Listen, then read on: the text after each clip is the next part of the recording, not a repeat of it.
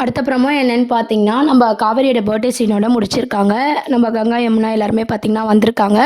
இன்னைக்கு எபிசோட்லயும் பார்த்தீங்கன்னா, சித்தப்பா வந்து நம்ம காவேரிய வந்து நொஸ்கட் பண்ற மாரி பேசுறாரு. கிளாஸ்ல எல்லா பசங்களும் இருக்காங்க. இந்த ஒரு பொண்ணு மட்டும் இல்ல அப்படின்ற மாரி பேசிட்டு இருக்கும்போது, காவேரி பார்த்தீங்கன்னா, தக்க பதிலடி தராங்க. செம்மையா பேசுறாங்க. அது எனக்கு தெரியும். அது மாரி எப்படி நடந்துக்கணும்னு எனக்கு தெரியும். நான் டீச்சரு, நான் பார்த்துப்பேன். நீங்கலாம் ஒண்ணும் எனக்கு அட்வைஸ் பண்ண வேண்டாம் அப்படின்ற மாரி மாஸா பேசுறாங்க. இவளுக்கு பழச மறந்தா கூட திமிருக்கு ஒன்றும் குறைச்சல் இல்லை அப்படின்ற மாதிரி சித்தப்பா நினச்சிக்கிறாரு.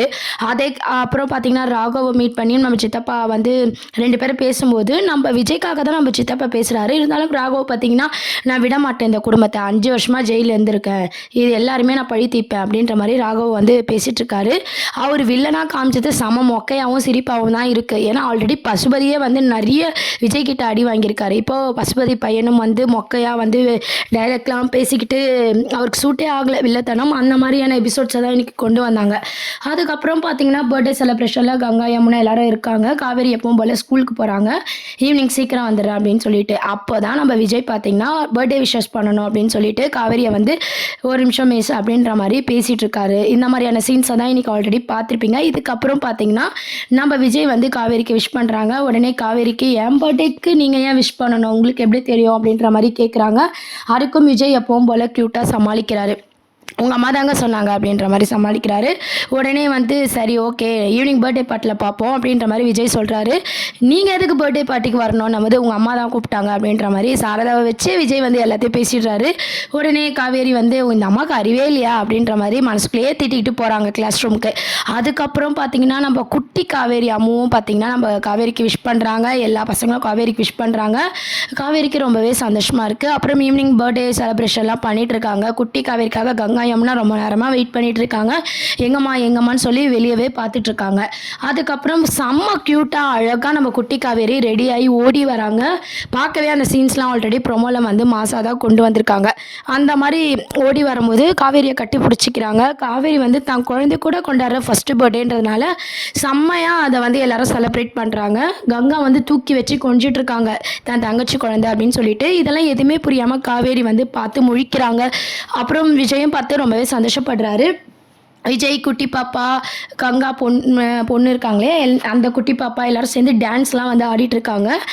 பேக்ரவுண்டில் வந்து பார்த்திங்கன்னா லவ் சாங்ஸு டான்ஸுக்கு ஏற்ற மாதிரி சாங்ஸ்லாம் போட்டு செம்மையாக செலிப்ரேட் பண்ணுறாங்க காவேரி பர்த்டேவை.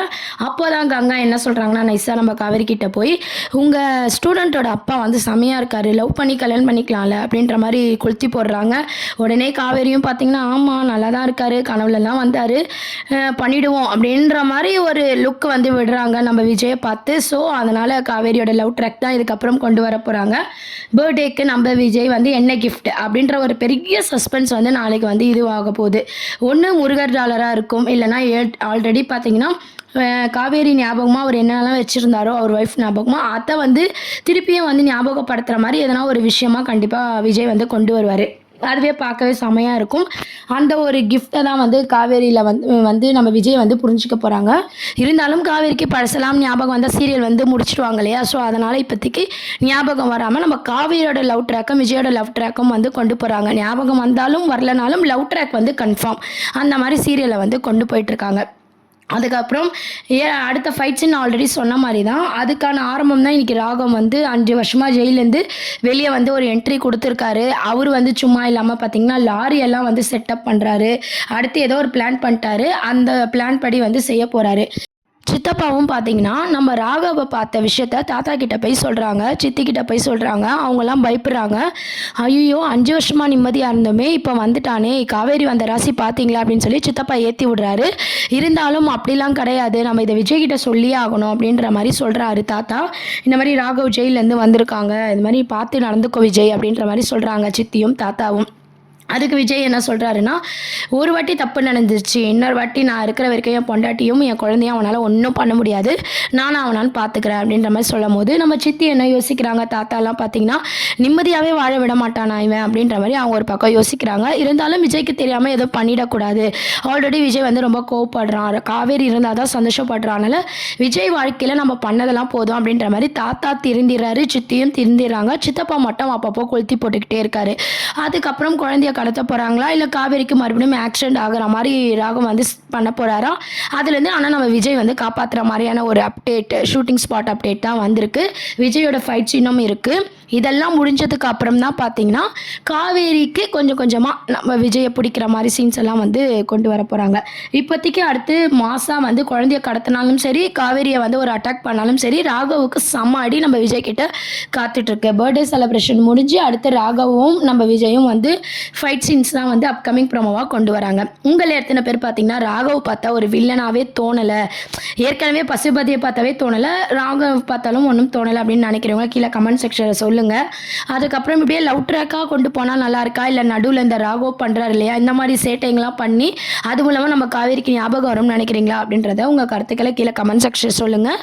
கண்டிப்பாக விஜயோட ஃபைட்ஸ் நம்ம ஆல்ரெடி நம்ம மகாநதி ஸ்டார்டிங்லேயே விஜய் என்ட்ரிலே பார்த்துருப்போம். செம்மையாக ஃபைட் பண்ணுவார். ஒரு மூவி ரேஞ்சுக்கு வந்து டேரக்டர் கொண்டு வருவாங்க. அந்த மாதிரி தான் பேக்ரவுண்ட் மியூசிக்கும் நம்ம சாங்ஸு, டான்ஸு, லவ், ஃபைட்டுன்னு சொல்லி ஒரு மூவி ரேஞ்சுக்கு தான் மகாநதியை எடுத்துகிட்டு வராங்க. மகாநதியும் பார்த்திங்கன்னா டிஆர்பி ரேட்டில் நம்ம ஃபஸ்ட்டு பொசிஷனில் தான் ஆல்ரெடி இருந்துகிட்ருக்கு. இப்போவும் பார்த்திங்கன்னா ஃபைட் சீன்லாம் காட்டுறாங்க. ஆனால் யாரும் பயப்பட வேண்டியதில்லை. காவேரிக்கும் அவங்க பொண்ணுக்கும் இப்போ விஜய் வந்து இதுக்கப்புறம் ஏமாற மாட்டேன், ஒன் டைம் தான் நான் ஏமாந்துட்டேன், காவேரியை நான் விட்டுட்டேன் அப்படின்ற மாதிரி விஜய் வந்து ஸ்ட்ராங்காக பதிவு பண்ணுறாரு தாத்தா கிட்ட. ஸோ அதனால் இதுக்கப்புறம் விஜய் பார்த்துப்பாரு அப்படின்ற நம்பிக்கையில் தான் எல்லாருமே இருக்காங்க. இருந்தாலும் காவேரிக்கு எதுவும் ஞாபகம் வரல. ராகவ் நேரில் வந்து நின்னாலும் நம்ம காவேரிக்கே தெரியாது. அதனால் டைரெக்டாக காவேரி அட்டாக் பண்ணவும் சான்சஸ் இருக்குது. இருந்தாலும் காவேரி பார்த்திங்கன்னா ராகவ் வந்து எப்படின்றத ஓரளவுக்கு கெஸ் பண்ணிவிடுவாங்க. ஏன்னா ஒருத்தவங்க பேசுகிறத வச்சு கெஸ் பண்ணுவாங்களா, அந்த மாதிரி காவேரி கெஸ் பண்ணி டிஸ்டன்ஸ் வந்து மெயின்டைன் பண்ண போகிறாங்க. அது மட்டும் இல்லாமல் ராகவ் மூலமாக நம்ம விஜய் யாருன்னு காவேரிக்கு தெரியவும் நிறைய சான்சஸ் இருக்குது. ஒருவேளை அந்த மாதிரியான லாரி செட்டப்பு, இந்த ஆக்சிடென்ட் மூலமாக காவேரிக்கு பழசெல்லாம் ஞாபகம் வர மாதிரி கொண்டு வராங்களா, இல்லை ஜஸ்ட்டு ஒரு கடத்தலோடு முடிச்சுட்டு வாங்களா அப்படின்றதெல்லாம் வெயிட் பண்ணி பார்க்க வேண்டியது இருக்குது. So birthday celebration, fight scene, அதுக்கப்புறம் விஜய் பர்த்டே வருமா அப்படின்ற மாதிரி எல்லாரோட எதிர்பார்ப்பும் இருக்குது. ஆல்ரெடி வந்து விஜய் பர்த்டேவை தான் பார்த்திங்கன்னா வெண்ணிலாலாம் வர மாதிரி காமிச்சாங்க இல்லையா. போன வாட்டி விஜய் பர்த்டேவை காவேரி செலிப்ரேட் பண்ணாங்க. வெண்ணிலா அதாவது அவங்க லவ்வரை கூப்பிட்டு வந்து பெரிய செலிப்ரேட் பண்ணாங்க நம்ம காவேரி. அதில் மூலமாக தான் விஜய் காவேரி லவ்வே வந்து வெளியே வந்துச்சு. ஸோ அது மாதிரி விஜய் பர்த்டேக்கு எதனா காவேரி லவ் ப்ரப்போஸ் பண்ணுற மாதிரி டேரக்டர் சார் மூவ் பண்ணால் நல்லாயிருக்கும். இது மூலமாக விஜயும் காவேரியும் பழையபடி லவ் ட்ராக்லாம் கொண்டு வந்தாலே ஆடியன்ஸ் பார்க்குற நம்மளுக்கு கொஞ்சம் திருப்தியாக இருக்கும். என்ன ஆக போகுதுன்னு சொல்லி வெயிட் பண்ணி பார்ப்போம். அதுக்கப்புறம் ஒருத்திங்கன்னா இப்போதைக்கு அடுத்த ட்ராக்கை நோக்கி தான் சீரியல் வந்து மூவ் ஆகிட்டுருக்கு. பசுபதியும் இப்போதைக்கு காட்ட போகிறது இல்லை, நிவினியும் காட்ட போகிறது இல்லை.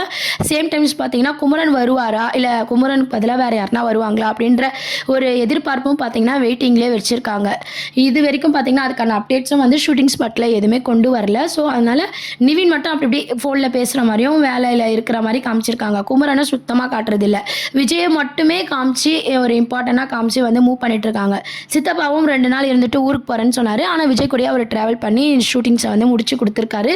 ஸோ அதனால் பார்த்திங்கன்னா அடுத்து ஃபைட் சீன்லையும் நம்ம சித்தப்பாவும் அதே வீட்டில் தான் இருக்க போகிறாரு. என்ன ஆக போகுது, நைட்டில் விஜய் வீட்லேயும் காவேரி இருக்காங்க. அந்த அளவுக்கு ஏதோ ஒரு சம்பவம் வந்து ஷூட்டிங் ஸ்பாட்டில் நடந்திருக்கு. ஸோ நம்ம எபிசோட்ஸாக வரும்போது தான் தெரிஞ்சுக்க முடியும். இதை பற்றி அப்டேட்ஸ் வந்து உங்கள் யாருக்குன்னா தெரிஞ்சதுன்னா கீழே கமெண்ட் செக்ஷன் சொல்லுங்கள். மகாநதி சீரியல் உங்களை எத்தனை பேருக்கு பிடிச்சிருக்கு அப்படின்றத லைக் பட்டனை கிளிக் பண்ணுங்கள், சப்ஸ்கிரைப் பண்ணுங்கள். தேங்க்யூ.